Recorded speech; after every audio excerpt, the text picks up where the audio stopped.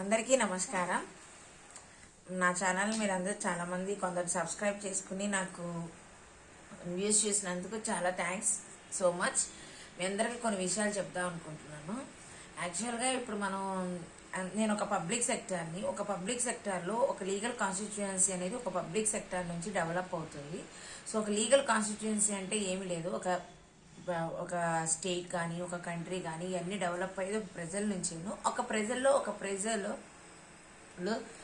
ఒక public question చేస్తుంటే ఆ పబ్లిక్ ఓటేస్తే యాక్సెప్ట్ చేసిన వాళ్ళు ఆ పబ్లిక్ క్వశ్చన్ చేసేదాన్ని ఎందుకు యాక్సెప్ట్ చేయరు? నేనేం చెప్దాం అనుకుంటున్నానంటే మీకు నా ద్వారా నుంచి కొన్ని విషయాలు, నా ఫీడ్బ్యాక్ అంటే ఒక పబ్లిక్గా నా ఫీడ్బ్యాక్ మీకు చెప్పాలనుకుంటున్నాను.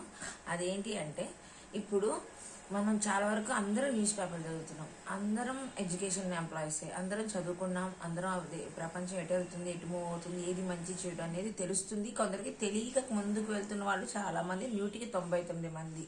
అంతెందుకు, ఫర్ ఎగ్జాంపుల్ నేను నా ఫీడ్బ్యాక్ ఇస్తున్నాను, ఇది ఎవరిని ఉద్దేశించి కాదు.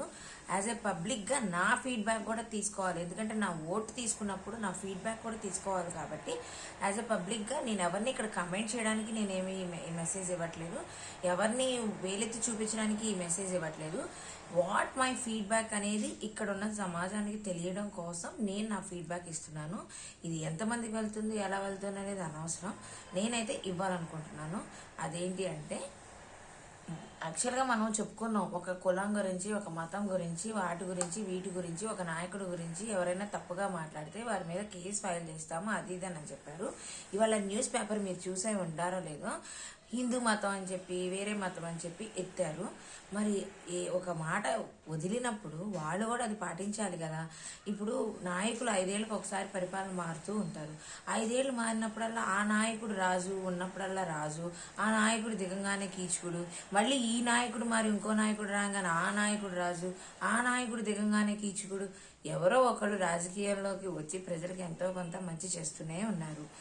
ప్రజలు కూడా దాన్ని యాక్సెప్ట్ చేస్తూనే ఉన్నారు.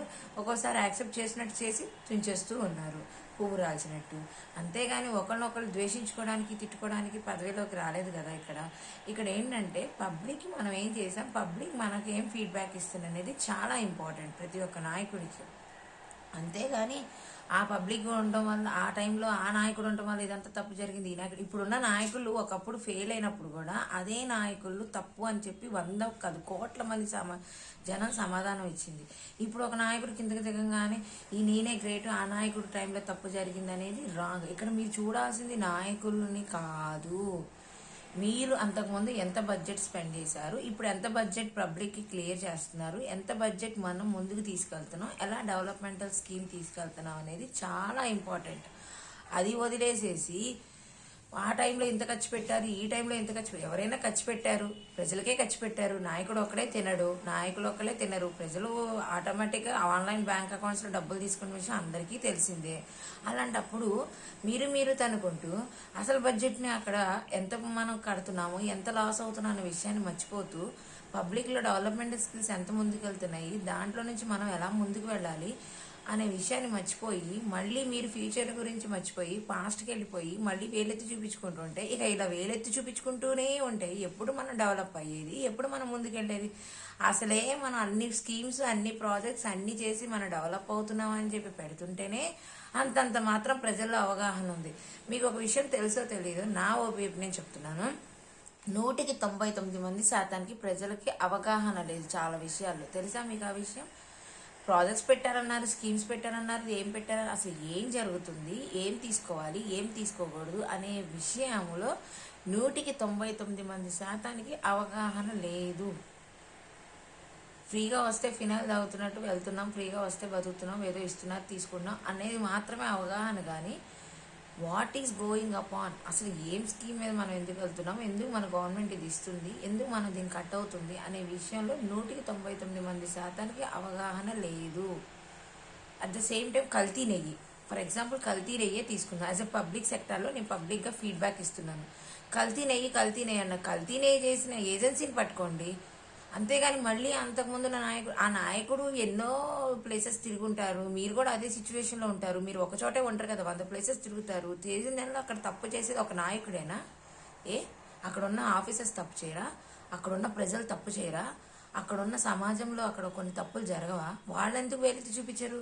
ఎంతసేపటికి మీలో మీరు తన్నుకుంటూ, మీలో మీరు పొలిటికల్గా ముందుకెళ్తూ, మళ్ళీ మీలో మీరు క్వశ్చన్స్ చేసుకుంటూ, పేపర్లో పద్దాక ఆ పార్టీ గురించి ఈ పార్టీ గురించి నాయకత్వాలు ఎత్తుకుంటూ ఉంటే ఇంకా మీ అందరికి మీరు ఎలా తెలుసుకుంటారు? ఒక 2 గంటలు మీరు సైలెంట్గా ఉండండి, మీ చుట్టూ ఏం జరుగుతుందో తెలుస్తుంది.